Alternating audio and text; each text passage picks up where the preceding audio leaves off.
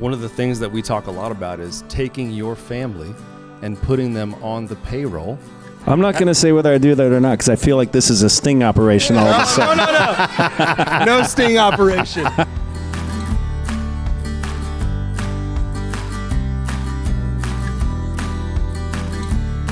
All right. What's up? Yeah. So Old Dominion, just so you guys know, we run an hour-long show on Sundays in Atlanta, primarily talking about retirement.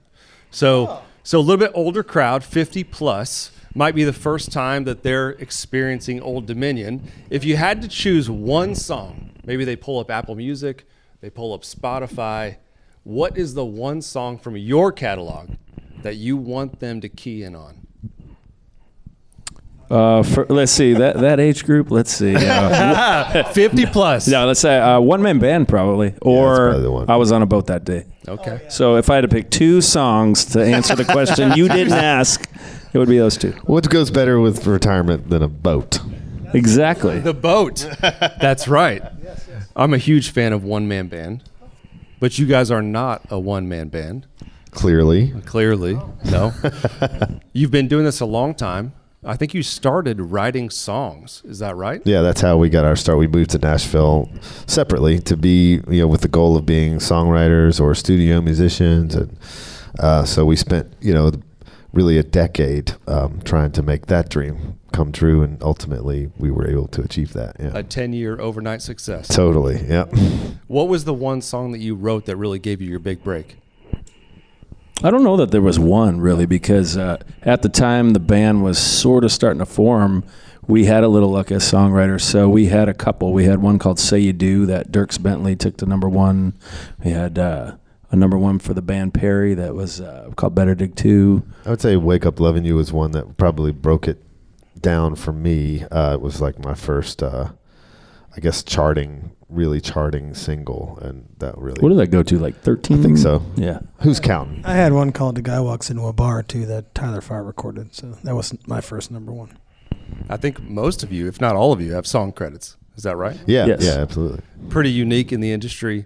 I'm curious, though, how do you know when you're writing a song, are you always writing it for yourself? Or are you sometimes writing it for someone else? No, I think because we came here to be songwriters, the goal is to just write the best song you possibly can and not really think about who you're writing it for. If you're writing it to like if we decided one day that we wanted to write a Dierks Bentley song, or we'd probably miss. He is looking for what's next, and we only know what he's done. So we can't quite pinpoint what an artist wants. So the best thing we can do is we know that they all want great songs, including us. So the best thing we can do is write a great song if we can. And really, you only know yourself. Totally.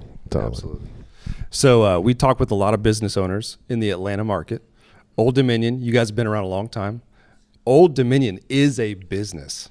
Oh, yeah. What is it like running a business with multiple personalities, multiple stakeholders, multiple creative personalities? What's that like? Yeah, it's a moving target always. There's probably a lot of similarities. I forget what the decision that we were trying to make was, but we were talking around a table one day, and one of Brad's friends was with us, and he's in the corporate world.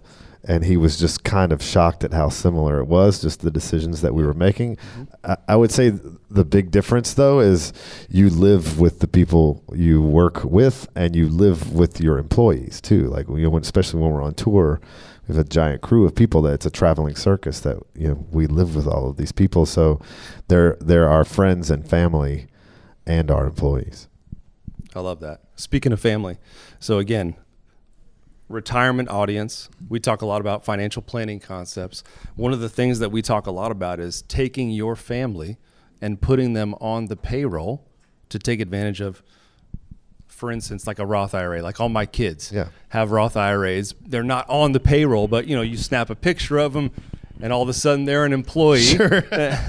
I'm not going to say whether I do that or not because I feel like this is a sting operation all of a sudden. No. No sting operation. But I may or may not already do that. Wink, wink. I just put my money under the mattress like the old-fashioned way. Got mason jars and coffee cans. Yeah. Yeah, I think that's something that we all dip into for sure. I love that. So how do you surround yourself with good people? You guys have been really successful. You obviously do something really well, but how do you surround yourself with good people to make everything work well? I mean, we've been very fortunate. I think, we were fortunate enough to go on tour with Kenny Chesney early on in our career and watch the way he does it. And he surrounded himself with amazing people, and it was amazing family. And so we really modeled everything we did after them. And, we tend to retain a lot of people. People do want to work for us so far. And, we have great people in charge. So if there's somebody who doesn't fit personality-wise, then they kind of know how to, make sure that they're not there anymore. But fortunately, I mean, we just have amazing people. Like Matthew said, we live with them, and they're our friends, and we want to hang out with them. And ultimately, good people attract good people. So, we try to surround ourselves with the best that we know how. But when as it gets kind of deeper in the trenches into some of the positions that we know nothing about, we rely on those people that we brought in to bring in good people too. So, we have a trust with our crew for sure. You got a circle of people you trust. Absolutely. And that circle of people brings in more people, easy to trust. Absolutely. So I'm with you 100%. So as you think about the next maybe, I know 5 years is like a long time in the music business, but as you think about the next 5 years, 10 years, you guys have already done so much. What do you want your legacy to be? Honestly, I think we get so much pleasure in seeing how our music affects people, and we realized within the past few years, really, the gravity of that and how what we do, and if we put our heart and soul into it, it's going to connect with our audience, and then we get to go out on the road and see firsthand how that happens. So ultimately, with every show, our goal is to leave people feeling better than they did when they first got there. So I think if we can play some role in that in people's lives where we have helped them in some way and we were of service to them in some way, then that's really all you can ask for, is that you provided some levity or some support to someone who may have needed it. Yeah. It's amazing how that really transcends everything. Absolutely. If you have the right why, if you're doing it for yourself and others, everything else seems to kind of take care of itself. It really is, and it's funny that when you realize that, because in the beginning, you want to be a famous musician, or you want to get rich, or you want to win awards or whatever you're thinking when you're young. But then when all this happens, it hits a point, and like he said, we've hit it the last few years, where you realize it's not really about us anymore. It's about all of these people that make these songs soundtracks of their lives, or we get signs at concerts like your music got me through cancer, or things like that, and you see everybody just making memories with their family, and it's about so much more than what we gain. It's about the service that we give. 100%. I think you guys are going to be in Macon, Georgia this year, but no dates in Atlanta. When are you coming back to Atlanta? Well, we can't tell you that. Oh, you can't tell us? We're looking for a scoop. Come on. We can promise we will be back. Yes, we will definitely be back. We've had some really great times in Atlanta, from everything from tiny little bars up to football stadiums. So we'll be back. Okay, good. And we just want to make sure you're going to be back. Don't leave us hanging.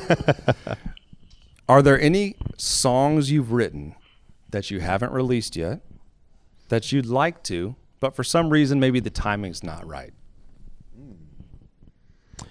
That does happen on some albums where we dip into older songs that maybe have gotten passed over, and make it onto, like, I think the last album, there was a song we wrote back in the beginning that we wrote at the same time as Break Up With Them, which was our first hit. So I don't know offhand if there's one like that. Yeah, it's tough to think, because talking about running a business, this is a business, but it's got 5 equal partners, and 5 very creative people and strong opinions, and we have to agree on it all. I have one partner, and I know how difficult that can be. It's hard. So when it comes to songs, like, we're in the middle of the song selection process right now, because we're going in the studio next week.